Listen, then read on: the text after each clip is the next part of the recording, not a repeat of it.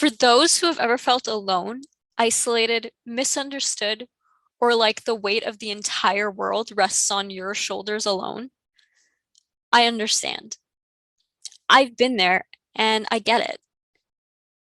My name is Katelyn Townsend. I am a life coach and have been a life coach for about 5 years now. In this video, I'm going to talk to you a little bit about my journey and give you a quick overview of some of the life experiences that I've had. Now, we're just going to scratch the surface today, so we're not going to go into any real depth in any of these areas, and we're not going to be able to cover everything that I've experienced in my life either. We're human beings, life is complicated, there's a lot of pieces, so we'll just hit on some main points today. So growing up, I faced sexual abuse very early on in childhood, as early as the age of 3. Now, this occurred from 2 different caregivers in my childhood. And honestly, it can be quite confusing for a young child because it really mixes together the idea of love and sex, and they kind of become one in the same, and it gets very confusing. So as a result, I ended up developing a sexual addiction very early on in life because of this. And as I grew into adulthood, I actually faced even more sexual abuse, totaling to 5 different males over the course of my life. All of this resulted in a very unhealthy relationship with my own body. As a preteen, I ended up developing an eating disorder, and it was just like that sense of wanting to have autonomy and control over my own body. When I was 12, my parents ended up getting divorced, and this actually contributed further to my eating disorder. So at first, I actually went in the opposite direction and started to cope by overeating and eating things like candy and whatnot to feel loved and appreciated during this time. I started to get a little bit chubby, and as a result, I ended up having even further of an eating disorder. And I would kind of swing on this pendulum between overeating and then undereating for days at a time. And this back and forth. Now, when my parents got divorced, it was definitely a difficult time for all of us, but ultimately it was for the best. And I think my parents made the right decision to recognize that they needed to walk away from each other because there was a lot of friction and anger in the home at that point. So it was the best call for all of us and a good decision. Now, in response to the divorce, because we had been attending the same church, we ended up switching churches because there's a lot of memories that come with that, and just all the years of memories. And when you're at the end of a relationship, it can be hard to still be attending the same places. So we switched churches so that we could heal and grow and move forward, and just kind of start fresh. It was at this point that my faith became real, and I began to see God as an actual being that I could interact with rather than just like a thought or like a driving force. So I started to develop an actual relationship with God. I ended up being involved in 4 different churches, 5 different days of the week, and from 3 different denominations. So their programming ran on different days, so I was able to engage with different churches, and I just kind of threw myself into that space. I have a deep appreciation for this time because with having churches of different denominations, I got a very different perspectives given to me on what faith can look like, and it was a really beneficial thing for me. Now, during this time, my home life began to get more and more complicated. My brother was having a lot of mental health struggles, and he was becoming increasingly violent. Now, I live up in northern Ontario, Canada, so we have a lot of snow here. It gets very cold in the winter, and yet often in winter, I would have to flee the house. It just wasn't safe for me to be there. And in freezing temperatures, I would have to leave without the proper gear on because it was just a matter of getting out as quickly as possible. Whether he was hitting me, threatening me with knives, various things, I would just get out so that I would be safe. And sadly, this was not very uncommon. Now, with the divorce going on and both parents working, I was often home alone with him, and this would occur when no one else was around. And it was quite frequent. It would be at least monthly, if not most months, twice a month, sometimes more, depending on what time of year it was, how stressed he was. And it was very, very difficult, but became just part of my reality, and it just began to feel normal because I was experiencing it so often. And unfortunately, during this time, some social workers actually ended up making things a lot worse rather than better. I honestly will never understand why one of us wasn't removed from the home.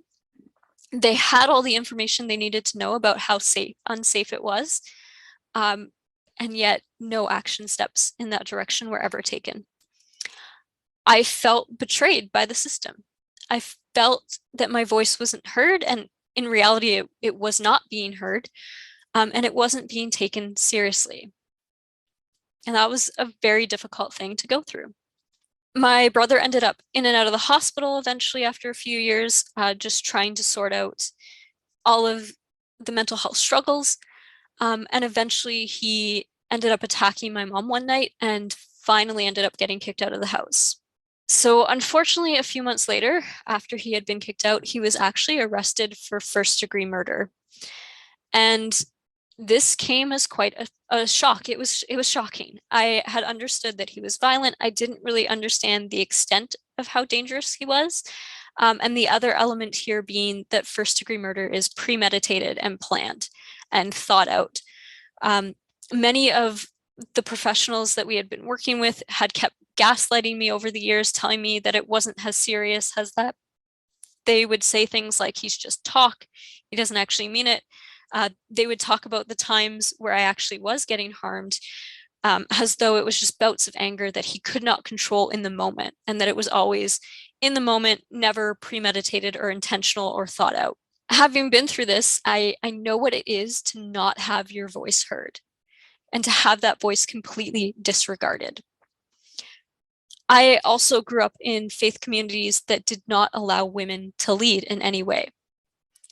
This caused a lot of internal conflict for me over the years because who I felt that God and who I feel that God has naturally designed me to be wasn't lining up with who others were telling me that God could design me to be and the box that that had to fit in. Another example of this is that I've never actually wanted biological children. I love children and I would love to adopt someday, but having biological kids is never something that I have truly felt aligned with and that I felt drawn towards. There have been phases of my life where I tried to force myself to want that in order to fit into these communities, but at the heart of it, that just isn't me. Having been through all of this, I recognize how toxic it is for us to limit God's calling to our lives based on a particular box that we have tied to a certain gender. Some individuals may fit really well within that box, but there's a lot of us that don't. And what God's calling us to do may not look like what that box looks like. When I finally discovered that there are spiritual communities, and not just spiritual communities in general, but within the Christian faith in particular, which is the faith that I adhere to, that there are communities that do empower women and do believe that women can lead and that there is a calling for women to lead within the church. Discovering these communities was just a breath of fresh air and super exciting. And it just felt like, yeah, just really exciting to see. And beyond the fact that they exist, to see that there's actually a theological basis. They haven't just pulled this out of the air. There are reasons that they have these beliefs and they have actually built them from scripture and how certain passages are interpreted with hermeneutics and everything. And to see that there's actually reasoning for this and that it is possible and that we can have a faith built around this is really exciting and just I'm super grateful to finally come across those communities. Now, during my family trauma, I also ended up in a relationship with someone who did not respect my faith or appreciate the fact that we had different worldviews. And this was really difficult. It was a point of friction for us for a long time. It was a point of hardship, and it just caused a lot of on-edge moments. You don't have to have the exact same faith as the person you're with. You don't even have to be on the exact same page in every area of your faith. But ultimately, it is important to value and appreciate the differences that you have in your faith approaches rather than despising them. And I think ultimately that was where the friction point came for us, was that there was no appreciation of the differences. It wasn't just the fact that there were differences there, but a complete disregard of those parts of who we were and denying those parts of each other. Now, another thing that I've been through is that a few years ago, I was diagnosed with a stress-induced autoimmune disorder. Now, this isn't entirely surprising based on my history and the amount of trauma that has been present throughout it, but it has still been a huge adjustment for me and not something that I anticipated happening in my life. This has really shifted. I've had to make health a priority, and it's really shifted my views on diet and exercise and how to integrate them into my life. On top of that, having been through so much abuse and not having body autonomy for so many years of my life, it's really difficult for me to take medication. I understand the value of medication and I understand the place that it has, and I have always been for people who need medication to use medication. But for myself, I didn't take my first Advil till I was 19 years old. So it was something that just wasn't in my sphere. And now having to take medication daily or weekly, depending on what medication I'm on at the time, it has been a real adjustment. And to learn how to balance that so that I'm not just completely relying on health or not completely relying on exercise and diet, but also not over relying on the medication either, and to bring that into balance with one another. So that's something that I've been recently learning in my own life as well. Now, having been through all of these different things in my life, there has definitely been times where I just didn't see a way out. I didn't think that there was a light at the end of the tunnel.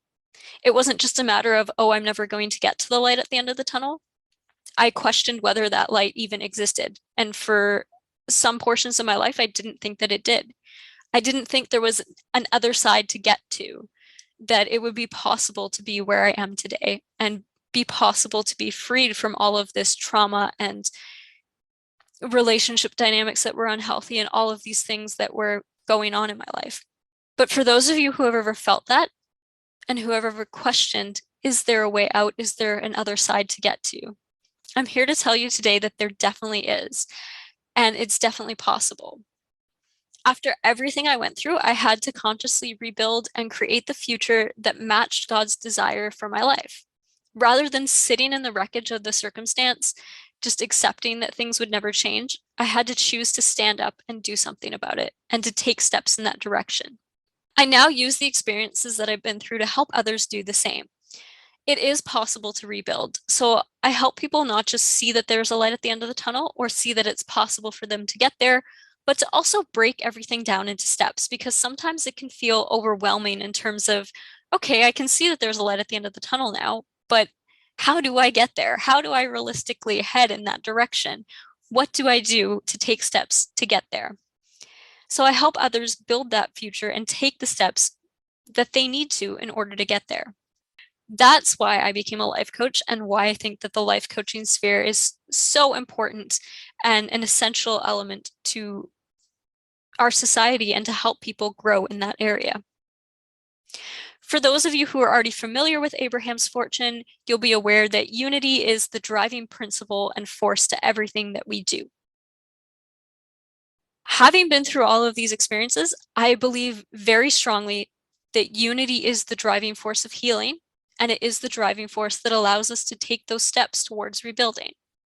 Whether that's unity with ourselves and learning to appreciate all the elements in the intersectionality of who we are and bring it together as one person, and to appreciate all the sides of us, whether that's building unity with those around us.